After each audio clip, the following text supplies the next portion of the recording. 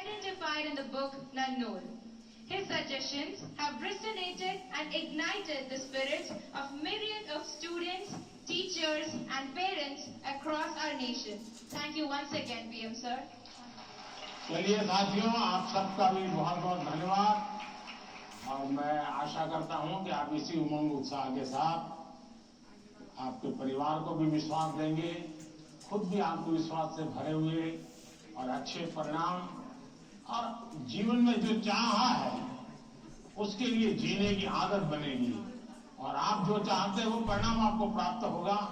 मेरी आप सबको बहुत बहुत शुभकामनाएं हैं। धन्यवाद। आइए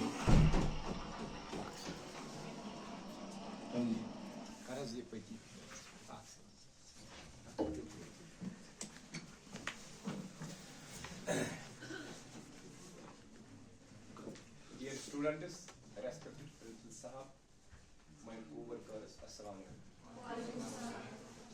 आज हमारी प्रिय मोदी सर की बहुत बड़ी क्लास थी, परीक्षा पे चर्चा। इसका मतलब है इन सिंपल वर्ड्स, जो हमारा एग्जाम जो आने वाला है मार्च में, उसका हमें टेंशन नहीं लेना चाहिए। क्यों नहीं लेना चाहिए टेंशन? तिकाज युस NEP 20 द्राव तथ मज आव एग्जाम सहल बनाने। वन वोट याद करूं, वो रट सिस्टम आपको बंद करना है। आप अगर आपने अच्छी तरह से पढ़ा होगा, क्लासेस दी होगी, तो वही आपको घर में दोहराना है, रिवीजन करना है, लिखना है, 2-3 बार रिवीजन करना है, फिर लिखना है। तो उसी में से आपसे क्वेश्चंस पूछी जाएगी। ठीक है? तुम बड़े सवाल ये one short answer, very short answer, 1 word question, tick mark, match. जो लॉन्ग आंसर वाला क्वेश्चन है वो भी 1 पेज का होता है, उसमें भी हमें सिर्फ क्रैक्स लिखना है। वो बड़े 5-6 पेज आप नहीं लिखने हैं। मोदी सर ने हमारा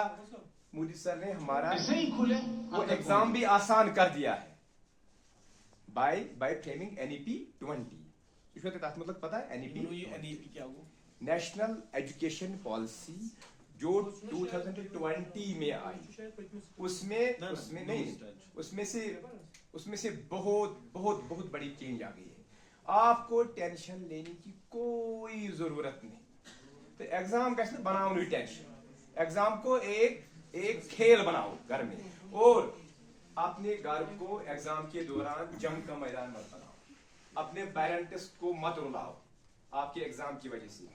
उसको एग्जाम को एंजॉयमेंट बनाओ। हाँ, पढ़ना है, पढ़ना बंद नहीं करना है, दिन भर पढ़ो, लेकिन कभी उठो, कोई फिजिकल एक्टिविटी करो।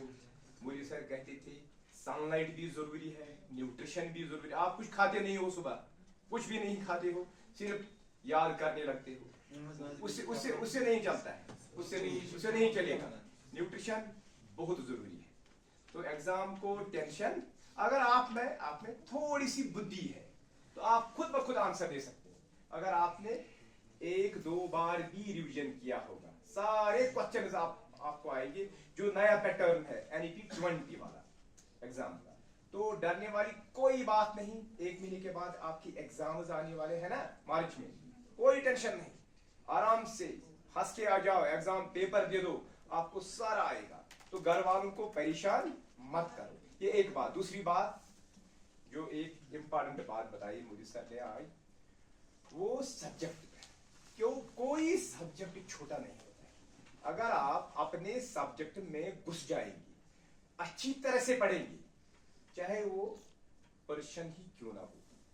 हमारे साथ जो पर्शियन पढ़ने वाले स्टूडेंट्स थे ना, जो हमारे साथ पढ़ते थे, तो वो आज बड़े ऑफिसर्स हैं। तो ह्यूमैनिटीज में बहुत बड़ा फील्ड है।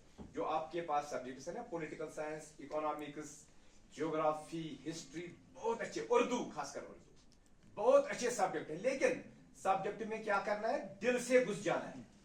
क्या करना है?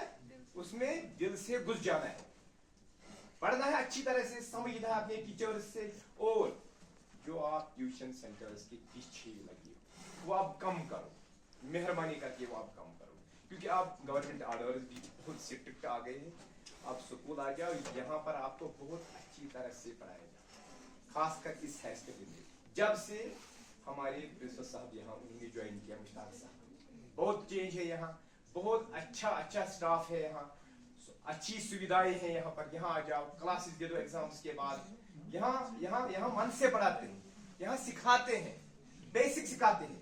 हमारे पास स्मार्ट लैब्स है, स्मार्ट बोर्ड, स्मार्ट क्लासरूम, हर एक चीज है यहाँ पर।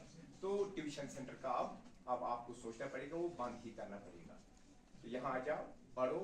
और यहाँ बहुत सारी एक्टिविटीज होती है साल भर, खेल कूद होता है, बहुत अच्छी एक्टिविटीज होते हैं, एंजॉयमेंट के प्रोग्राम होते हैं, पिकनिक्स होते हैं, और आपका दिमाग उससे रिफ्रेश हो जाता है। वो जरूरी है NEP20 में, आपका दिमाग उससे रिफ्रेश हो जाता है। तो आज की इस क्लास का मकसद यही है कि आपको एग्जाम का टेंशन नहीं लेना, स्ट्रेस नहीं रखना। अगर आपने स्ट्रेस ले लिया तो आपका दिमाग बीमार हो जाएगा, वो बीमार पड़ जाएगा, तो आप फिर अपना एग्जाम नहीं दे पाएंगे। आई बात समझ में? तो आज से क्या करेंगे, घर को जंग का मैदान नहीं बनाएंगे। 1 महीने के बाद एग्जाम है तो बस सब मरो, सब उधर बैठ जाओ, मुझे एग्जाम ये नहीं कहना। घर वालों को मतलब उनको समझ ही नहीं आना चाहिए कि आपको एग्जाम, आप पढ़ो भी और उनको भी, उनका भी हाथ बढ़ाओ। ठीक है, थैंक यू वेरी मच।